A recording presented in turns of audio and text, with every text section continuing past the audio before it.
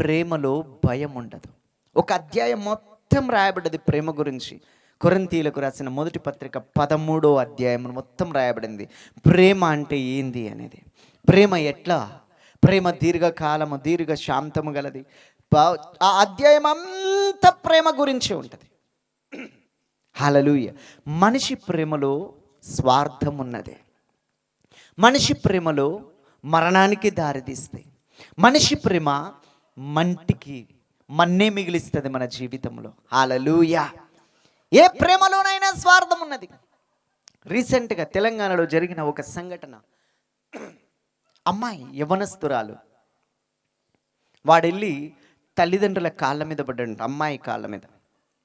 నేను చాలా ప్రేమిస్తున్నా, అమ్మాయి అంటే నాకు చాలా ప్రేమ, నేను చాలా బాగా చూసుకుంటా, నాకు ఇవ్వండి అని కాళ్ళ మీద పడి ప్రేమిస్తున్నానని చెప్పి పెళ్లి చేసుకున్నాడు.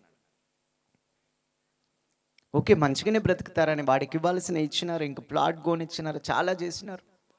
ఎంత టార్చర్ పెట్టినారంటే అమ్మాయి యూట్యూబ్లో అన్నీ రికార్డ్ చేసి పెట్టింది.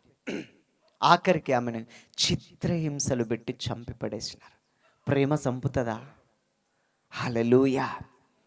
ప్రేమ ఎదురాశ పడదు, ప్రేమలో స్వార్థం ఉండదు, ప్రేమ హాని చేయదు, ప్రేమ ఓర్చుకుంటుంది, ప్రేమ మేలుగోరుతుంది. చంపి పడేసినాడు. దేవునికి మహిమ కలుగునుగాక. హల్లెలూయా. ప్రేమ పాపులమైన మన కొరకు పాపము లేని ఆ ప్రేమ రూపముతో వచ్చి మన కొరకు తన ప్రాణాన్ని ధారపోసినాడు. దేవునికి మహిమ కలుగునుగాక. తన ప్రాణాన్ని ధారపోసినాడు. దేవునికి స్తోత్రం.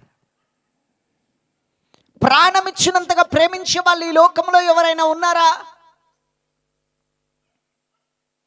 ఎవరైనా నువ్వంటే నాకు ప్రాణం, నీతో కూడా నేను వస్తా అని చెప్పి సచ్చినోళ్ళతో ఎవరైనా చస్తారా? హార్ట్ ఫెయిల్ అయిపోయిందంట, నీ హార్ట్ బదులు నా హార్ట్ ఇస్తా, నా గుండె ఇస్తా అని ఎవరైనా అంటారా? మళ్ళీ నేనెట్లా బ్రతకాలి అనుకుంటారు కదా. హల్లెలూయా. కానీ వాక్యమై ఉన్న దేవుడు, ఆది యందున్న దేవుడు, సృష్టిని పట్టజాలని దేవుడు తానే తన్ను తాను తగ్గించుకొని ఆ మహిమను విడిచిపెట్టకూడని భాగ్యమని ఎంచుకునలేదు, కానీ మనుషుని పోలికగా పుట్టినాడు. ఆయన ఒడ్లవాని కుమారుడని పిలువబడ్డాడు. ఆయన విద్య లేని పామరుడని పిలువబడ్డాడు. తిండిపోతూ తిరుగుబోతు అని పిలువబడ్డాడు.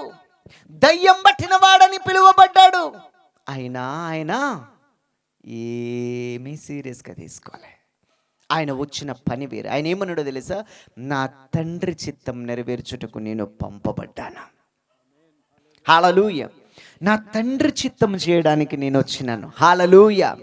నా తండ్రి ఎందుకొరకు నన్ను భూమి మీదకి పంపినాడు, అది చేయాలి.